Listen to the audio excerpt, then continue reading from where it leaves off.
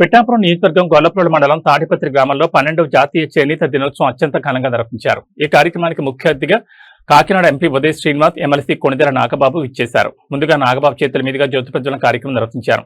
ఈ కార్యక్రమం రాష్ట్ర Padmashali welfare development corporation director ఉమ్మడి తూర్పుగోదావరి జిల్లా కార్యదర్శి జనసేన పార్టీ నాయకులు సూరిశెట్టి జయకృష్ణ చేనేత కార్మికులకు చెక్కులు పంపిణీ చేశారు. ఎమ్మెల్సీ నాగబాబు చేతుల మీదుగా చేనేత కార్మికులకు దుశ్శాలువతో ఘనంగా సన్మానించారు. ఈ సందర్భంగా ఎమ్మెల్సీ నాగబాబు మాట్లాడుతూ నేతన్న చేనేత వస్త్రం కాదని ఒక జీవితమని, చేనేత వృత్తిని కాపాడుకునే బాధ్యత ప్రతి ఒక్కరిలో ఉందని రాష్ట్ర ఉప ముఖ్యమంత్రి పిఠాపురం ఎమ్మెల్యే కొణిదెల పవన్ కళ్యాణ్ పిలుపు మేరకు వారంలో ఒకరోజు చేనేత వస్త్రాలు ధరించాలని ఎమ్మెల్సీ కొణిదెల నాగేంద్రబాబు అన్నారు. పిఠాపురం శాసనసభ్యులు ఆంధ్రప్రదేశ్ ఉప ముఖ్యమంత్రి కొణిదెల పవన్ కళ్యాణ్ బ్రాండ్ అంబాసిడర్ చేసే వ్యక్తి ఎవరైనా ఉన్నారంటే అది పవన్ కళ్యాణ్ అని, చేనేత వస్త్రాలకి బ్రాండింగ్ చేస్తూ అందరికీ ఆదర్శంగా ఉన్నారని, వ్యవసాయం తర్వాత దేశం గర్వపడే వృత్తి ఏదైనా ఉంది అంటే అది ఒక చేనేత అని అన్నారు. ఈ సందర్భంగా కొణిదెల నాగేంద్రబాబు చేనేత వస్త్రాలను కొనుగోలు చేశారు. ఈ కార్యక్రమంలో ఫైర్మెన్ కమిటీ సభ్యులు పెండెందర్బాబు, ఓదూరు కిషోర్, కాకినాడ జిల్లా జాయింట్ కలెక్టర్ భరత్, పాడా పీడీ శివరాం ప్రసాద్, మాజీ జడ్పీటీసీ మడికి ప్రసాద్, చక్రం, జ్యోతుల శ్రీనివాస్, వల్లి, సుబ్బారావు, జనసేన నాయకులు, కార్యకర్తలు, అధిక సంఖ్యలో చేనేత కార్మికులు తదితరులు పాల్గొన్నారు.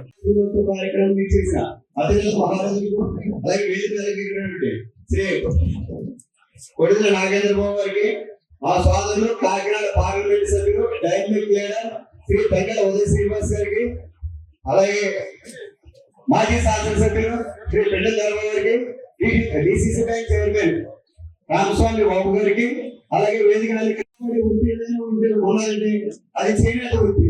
పోగు తయారు చేసి ఒక వస్త్రంగా మలిచి ఈ మనుషుల యొక్క మానాన్ని కాపాడడం కొరకు మన పూర్వీకులు మనకు అందించిన గొప్ప గౌరవంగా మనం భావించాలి. ఇటువంటి కళానైపుణ్యం మనందరికీ ఉన్నదానికి మనం ఎంతో సంతోషంగా ఉన్నాం. అదేవిధంగా ఈ రోజున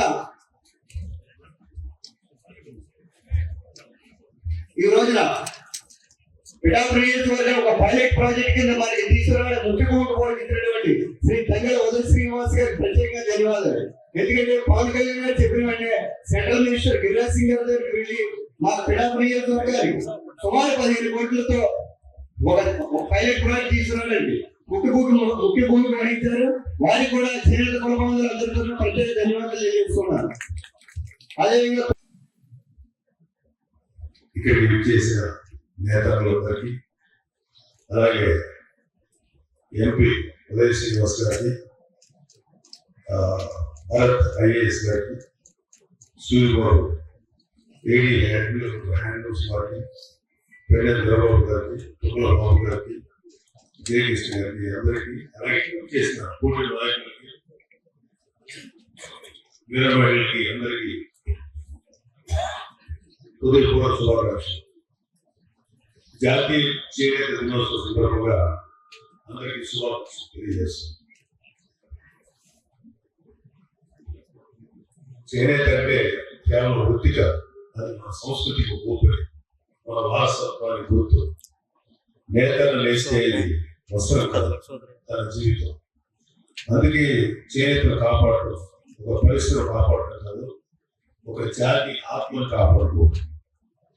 దేశానికి అన్నం పెట్టేది రైతన్న అయితే దేశానికి వస్త్రం వేసేది నేత. వ్యవసాయం తర్వాత గ్రామీణ ప్రాంతాల్లో అత్యధిక ఉపాధి కల్పిస్తున్న రంగం చేనేత. మన రాష్ట్రంలో 1,27,00,000 మంది నేతన్నల జీవితాలకు ఆధారం ఈ మగ్గం. అందుకే మగ్గం వాగకూడదు, నేతన్న ఇంట్లో ఆకలి ఉండకూడదు. ఇదే భావనని గౌరవ ఉప ముఖ్యమంత్రి శ్రీ పవన్ కళ్యాణ్ గారు ఎన్నో సందర్భాల్లో చెప్పారు. శ్రమించే ప్రతి చేతికి గౌరవం దక్కాలని ఎప్పుడు కోరుకుంటారు. ఎన్నికల్లో ఇచ్చిన హామీని నిలబెట్టాలనే సంకల్పంతో గౌరవ ముఖ్యమంత్రి శ్రీ నారా చంద్రబాబు నాయుడు గారి నాయకత్వంలోని కూటమి ప్రభుత్వం ముందుకు సాగుతుంది. అదే నిబద్ధతతో చేనేత కుటుంబాల సంక్షేమం కోసం నేతన్న సేవలో పథకాన్ని అమలు చేస్తుంది.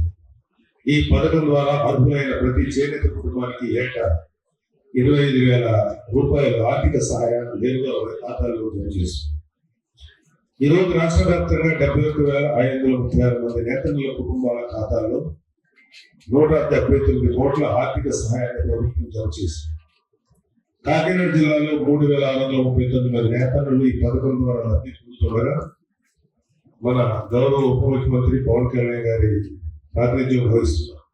మన పిఠాపురం నియోజకవర్గంలో 1794 మంది నేతలకి పథకం ప్రయోజనం ఉంటుంది. ఇది చాలా గర్వకారణం అందరికీ కూడా.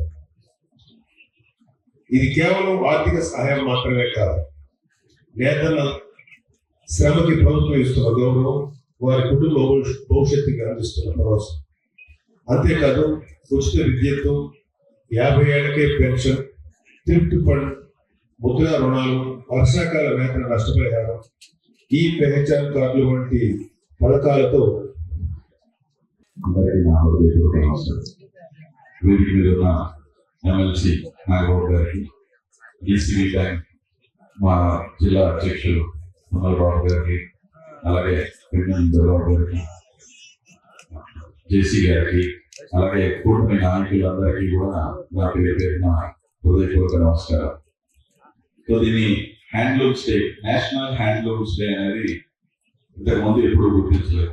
నరేంద్ర మోడీ గారు వచ్చిన తర్వాత 2015లో ఆగస్టు 7న ఎప్పటి నుంచో మనం పోరాటాలు చేసి గౌరవాన్ని తగ్గించుకునేలాగా అటు వ్యాపార రంగంలో కూడా మనకి పేరు తెచ్చిపెట్టింది. మనకి పేరు తెచ్చిపెట్టే చేనేతలకి, మన గౌరవాన్ని కాపాడే చేనేతల కోసం దేశం అంతా కూడా దీన్ని సెలబ్రేట్ చేయాలని చెప్పి ఆయన ఆగస్ట్ 7th రోజున నేషనల్ హ్యాండ్లూమ్స్ డేని మనం ప్రతి సంవత్సరం దేశవ్యాప్తంగా సెలబ్రేట్ చేసుకునేలా క్రియేట్ చేశాం.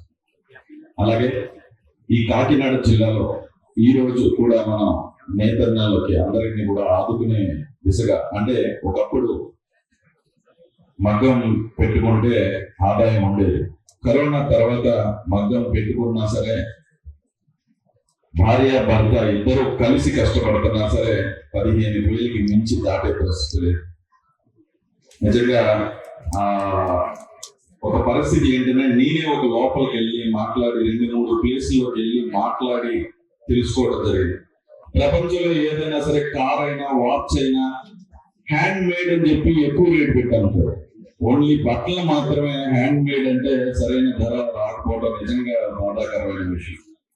దీన్ని గుర్తించి ఒకప్పుడు దీనికి బ్రాండ్ అంబాసిడర్ గా కూడా నేనే ఉంటానని చెప్పిన నాయకులు ఎవరైనా ఉన్నారు అంటే ఆయన అంతర్జాతీయ బ్రాండ్స్ అన్ని కూడా ఆయన కాళ్ళ కింద ఉంటాయి.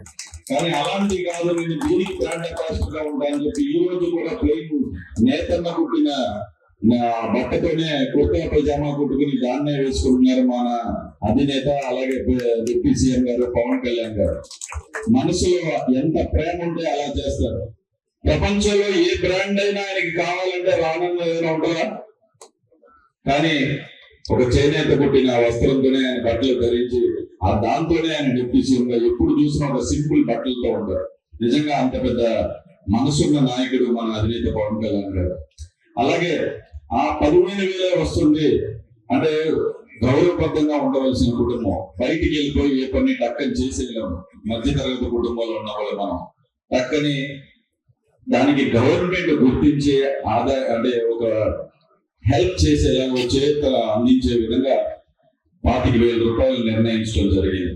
ఆ 25,000 రూపాయలతో పాటు 15% యాన్స్ లోని, డైస్ లోని అన్నిటినీ కూడా సబ్సిడీ ఇచ్చే విధంగా ఏర్పాటు చేశాం. అలాగే